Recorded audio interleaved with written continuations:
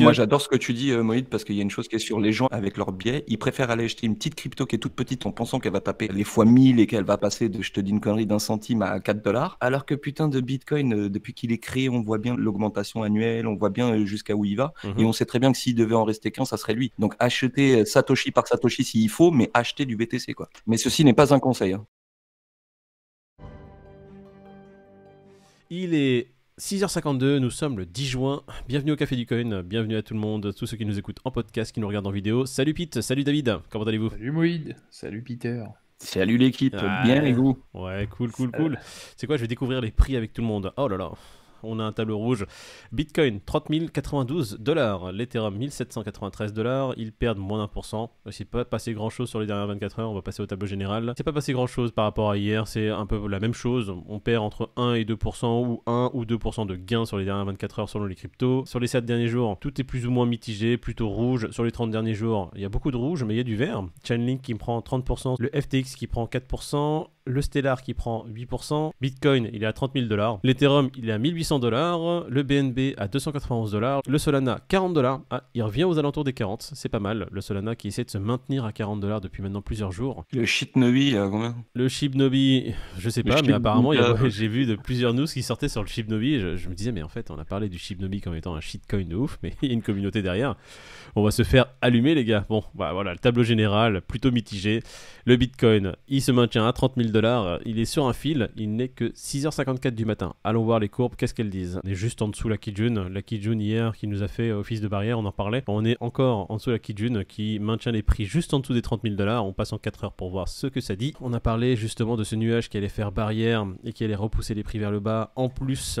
couplé avec la Tenkan Kijun qui allait faire office de barrière et empêcher les prix de monter. On est en plein milieu du range, d'accord? On est à 30 000, entre 28 000 $ et 32 000 $. Qu'est-ce qui va se passer sur le Bitcoin? Madame Irma, vous avez des idées? Ça va dépendre de ce que va dire la Fed aujourd'hui, j'ai envie de te dire. Ouais. On va regarder ça de près. Hier, la BCE qui s'est exprimée et qui a dit une remontée des taux, oui, non, j'en sais rien. Ça va durcir le ton au niveau des entreprises. Il faudra regarder de toute façon ce que la BCE et la Fed vont dire. La BCE s'est exprimée vite fait, mais elle va faire des précisions. Et la Fed qui va s'exprimer aujourd'hui avec l'inflation qui sera mise à jour. L'Ethereum, qu'est-ce qu'il dit en 4 heures? Toujours aux alentours des 1800 $. On est en dessous des 1900 qui sont devenus une résistance, on en avait parlé. Là, pareil, l'Ethereum, c'est Tenkan Kijun. La Kijun qui a bien repoussé les prix, qui a bien fait barrage hier. L'Ethereum, pas folichon. Moi, je ne serais pas en mode achat sur l'Ethereum actuellement. Si je dois acheter de l'Ethereum, j'attendrai qu'il retombe aux alentours des 1400. Ce serait un bon point d'entrée, mais là, l'Ethereum, on pleine pampa. On passe au CAC, le CAC qui clôture à moins 1,40% hier, moins 90 points, et le Nasdaq qui clôture à moins 0,275%, il perd 332 points. C'est assez énorme, hein. Une belle bijou rouge sur le Nasdaq. Ça, c'est, je pense, l'attente de l'allocution de la Fed ce vendredi. Ouais, je pense que les marchés sont un peu en mode, comme le Crypto Fearing Grid, extrême peur. Première news qui concernera Do Kwon et Terra, la cour d'appel qui ne statue pas en faveur de Do Kwon et qui dit que la convocation de la SEC qui a été faite en septembre 2021 était légale et il doit s'y rendre. Il n'est pas très content, Do Kwon. Ouais, et crois-moi, ça va pas aller en s'améliorant. Pour faire un résumé, la SEC elle est sur les côtes de Terra depuis mai 2021. Ils ont vu plusieurs irrégularités, ils voulaient en parler avec l'équipe de Terra et Do Kwon. Et Do Kwon a évité la première convocation de la SEC en disant il y avait un problème de technicité, ils n'avaient pas le droit de lui demander dans la façon dont ça a été fait. Donc il a contesté ça devant une juridiction et là c'était passé en appel. Et en appel, ils ont rejeté sa demande et ils lui ont dit non mais tu dois te rendre à la convocation. On disait ça au début pour rigoler que peut-être que c'est un inside job, l'équipe était au courant et c'était un Ponzi scheme depuis le début, ils étaient juste là pour prendre l'oseille des gens. Et t'as plein de gens qui commencent à enquêter de leur côté et trouver des traces comme quoi il y a vraiment des choses qui se sont passées dont Do Kwon et son équipe étaient courants. Quand on dit que c'est le feuilleton de l'été, c'est pas fini. Là, il y en avait une hier par rapport à un employé qui aurait voulu voler 80 BTC. Il a volé 80 BTC.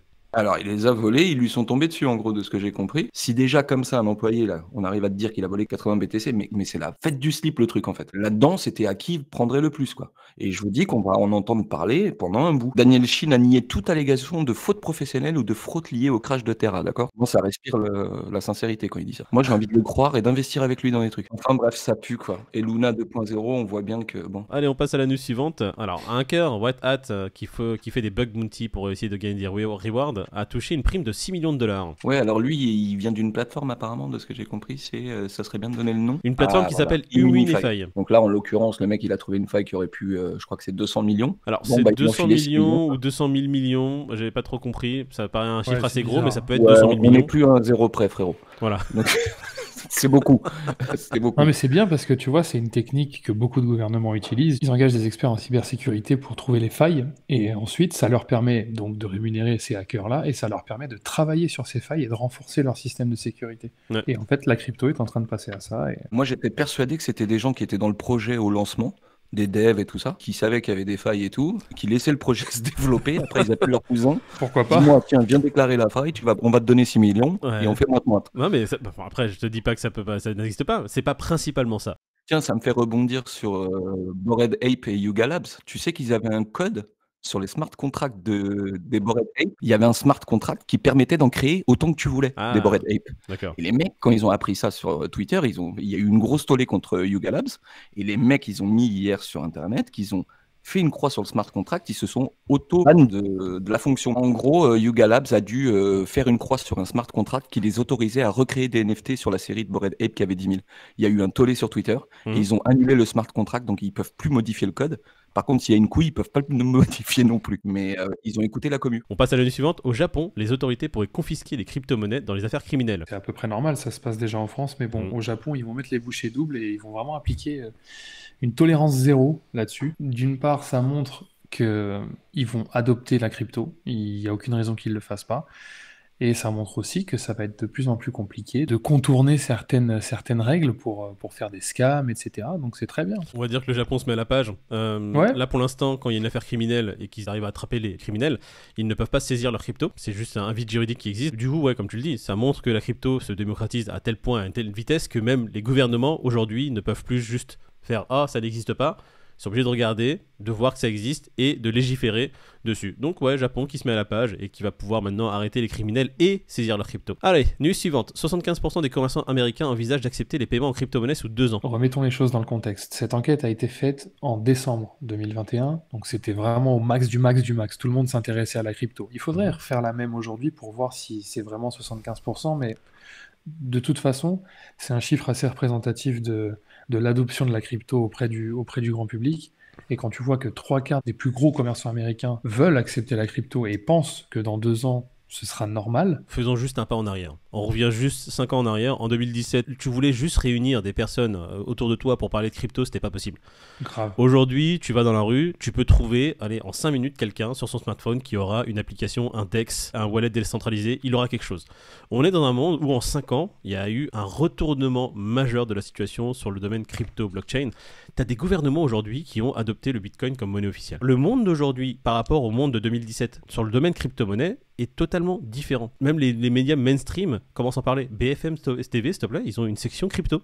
BFM Crypto. BFM Crypto. Donc on n'est plus dans le même monde. Je vous en ai parlé, je vous avais dit, écoute, en 5 ans, le monde, il a tellement fait un 180 degrés sur les cryptos. Dans 5 ans, imagine ce que ça sera. Allez, on va terminer et clôturer les news sur cette news sympa hein, qui montre que les cryptos et les bitcoins commencent à se démocratiser dans le monde entier. Donc ceux qui hold du bitcoin, bravo à vous. Et ceux qui pensent, enfin ceux qui ont peur, ceux qui en ont marre, ceux qui se sentent un peu moroses, etc. par rapport au marché, parce que c'est vrai qu'on se fait chier vraiment. Regardez toutes ces news, écoutez tout ce qu'on dit, et vous verrez que c'est que le début, vraiment les gars. Il n'y a jamais de mauvais moment pour commencer à investir. Et j'aime bien cette phrase, le meilleur moment pour investir dans le bitcoin, c'était en 2010. Le deuxième meilleur moment pour investir dans le bitcoin, c'est aujourd'hui. Il n'y a pas de mauvais moment. Les gens, ils ont un biais psychologique, donc pas forcément envie d'investir sur le bitcoin parce qu'ils se disent un bitcoin, c'est 30 000 $, je pourrais jamais en avoir un, donc j'ai pas envie.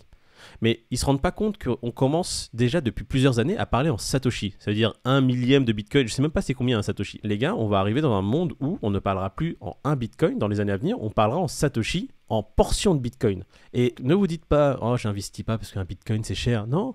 Vous n'avez pas besoin d'acheter un bitcoin, vous pouvez acheter 1% d'un bitcoin. C'est déjà bien, c'est déjà mettre un pied dedans. C'est les biais, t'as bien fait d'en parler, c'est des biais... Biais psychologiques. Petite anecdote perso de nous trois.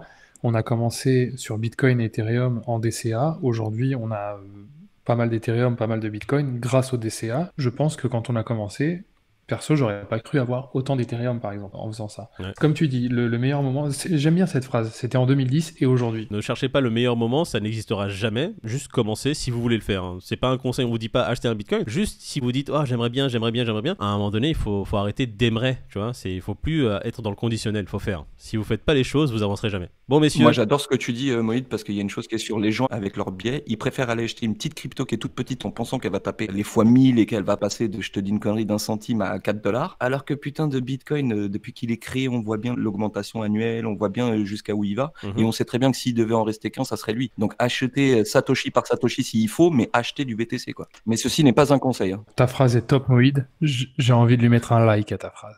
J'ai envie de lui mettre 2 likes. J'ai envie de m'abonner à ta phrase. Si vous aussi ça vous fait plaisir, vous savez ce qu'il vous reste à faire, hein. Vous pouvez liker, vous pouvez vous abonner à la chaîne, vous pouvez activer la petite cloche. Je terminerai en disant, comme tu le dis Pete, Bitcoin existe depuis 2010, des projets super intéressants en 2010, il y en avait déjà. Il y a des gens qui ont investi dessus, ils ont disparu depuis.